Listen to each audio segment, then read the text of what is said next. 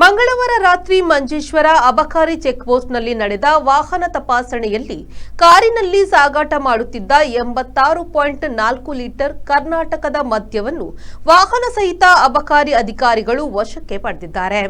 ಈ ಸಂಬಂಧ ಕಾಸರಗೋಡು ಭದ್ರಡ್ಕ ನಿವಾಸಿ ಸುರೇಶ್ ಎಂಬಾತನನ್ನು ಅಬಕಾರಿ ಸರ್ಕಲ್ ಇನ್ಸ್ಪೆಕ್ಟರ್ ಶಿಚಿಲ್ ಕುಮಾರ್ ಬಂಧಿಸಿ ಆರೋಪಿಯ ವಿರುದ್ಧ ಅಬಕಾರಿ ಪ್ರಕರಣ ದಾಖಲಿಸಿದ್ದಾರೆ. ಎಕ್ಸೈಸ್ ಕಾರ್ಯಾಚರಣೆಯಲ್ಲಿ excise inspector Jinu James, preventive ಅಧಿಕಾರಿ Jijin MV, Baburaj PK, civil excise ಅಧಿಕಾರಿಗಳಾದ ಸಜಿತ್ ಮತ್ತು Sunil Kumar, excise KM unit ಸಹಾಯಕ ಇನ್ಸ್ಪೆಕ್ಟರ್ ಸುರೇಶ್ ಬಾಬು, ಪ್ರಿವೆಂಟಿವ್ ಅಧಿಕಾರಿ ದಿನೇಶನ್ ಕುಂದತ್ತಿಲ್, ಸಿವಿಲ್ ಎಕ್ಸೈಸ್ ಅಧಿಕಾರಿ ವಿಷ್ಣು ಮತ್ತು ಚಾಲಕ ಸುಮೋದ್ ಎಂವಿ ಭಾಗವಹಿಸಿದ್ರು.